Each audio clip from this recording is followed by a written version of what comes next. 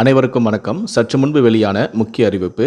தென் தமிழக பகுதிகளின் மேல் வளிமண்டல கீழடுக்கு சுழற்சி நிலவுவதன் காரணமாக தமிழகத்தில் பல மாவட்டங்களில் கனமழை பெய்ய வாய்ப்புள்ளதாக சென்னை வானிலை ஆய்வு மையம் தெரிவித்துள்ளது. இதை பற்றி விரிவாக தெரிஞ்சுக்கணும்னா இந்த வீடியோவை கடைசி வரைக்கும் ஸ்கிப் பண்ணாமல் முழுமையாக பாருங்கள். இந்த வீடியோக்குள்ளே போகிறதுக்கு முன்னாடி இந்த வீடியோக்கு ஒரு லைக் பட்டனை ப்ரெஸ் பண்ணிடுங்க. இது வரைக்கும் நீங்கள் என்னோட சேனலை சப்ஸ்கிரைப் பண்ணாமல் இருந்தீங்கன்னா மறக்காமல் சப்ஸ்கிரைப் பண்ணிக்கோங்க. கூடவே அந்த பெல் சிம்லையும் மறக்காமல் கிளிக் பண்ணிக்கோங்க. சரி, வாங்க இப்போ வீடியோக்குள்ளே போகலாம். தென் தமிழக பகுதிகளின் மேல் வளிமண்டல கீழடுக்கு சுழற்சி நிலவுகிறது.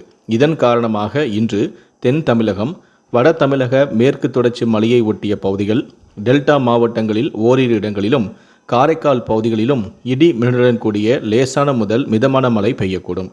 ஏனைய மாவட்டங்கள் மற்றும் புதுவையில் வறண்ட வானிலையே நிலவக்கூடும். நாளை 14ஆம் தேதி தென் தமிழக மாவட்டங்களில் ஓரிரு இடங்களில் லேசான முதல் மிதமான மழை பெய்யக்கூடும். வட தமிழக மாவட்டங்கள், புதுவை மற்றும் காரைக்கால் பகுதிகளில் வறண்ட வானிலை நிலவக்கூடும். வரும் 15ஆம் தேதியன்று தென் தமிழகம், டெல்டா மாவட்டங்களில் ஓரிரு இடங்களிலும், காரைக்கால் பகுதிகளிலும் லேசான முதல் மிதமான மழை பெய்யக்கூடும்.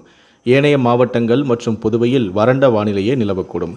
16 மற்றும் 17ஆம் தேதி ஆகிய தேதிகளில் தமிழகம், புதுவை மற்றும் காரைக்கால் பகுதிகளில் வறண்ட வானிலை நிலவக்கூடும். மேலும் 18 மற்றும் 19ஆம் தேதிகளில் தமிழகத்தில் ஓரிரு இடங்களிலும், புதுவை மற்றும் காரைக்கால் பகுதிகளிலும் லேசான முதல் மிதமான மழை பெய்யக்கூடும். 13ஆம் தேதி முதல் 17ஆம் தேதி வரை அடுத்த 5 தினங்களில் அதிகபட்ச வெப்பநிலை தமிழகத்தில் படிப்படியாக 2 முதல் 3 டிகிரி செல்சியஸ் வரை உயரக்கூடும்.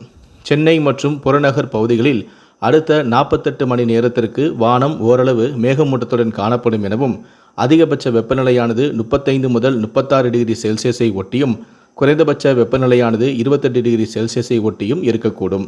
குமரிக்கடல் பகுதிகள், மன்னார் வளைகுடா மற்றும் அதனை ஒட்டிய தென் தமிழக கடலோர பகுதிகள் மற்றும் தெற்கு கேரளா கடலோர பகுதிகளில் சூறாவளி காற்றானது மணிக்கு 40 முதல் 45 கிலோமீட்டர் வேகத்திலும், இடையிடையே 55 கிலோமீட்டர் வேகத்திலும் வீசக்கூடும்.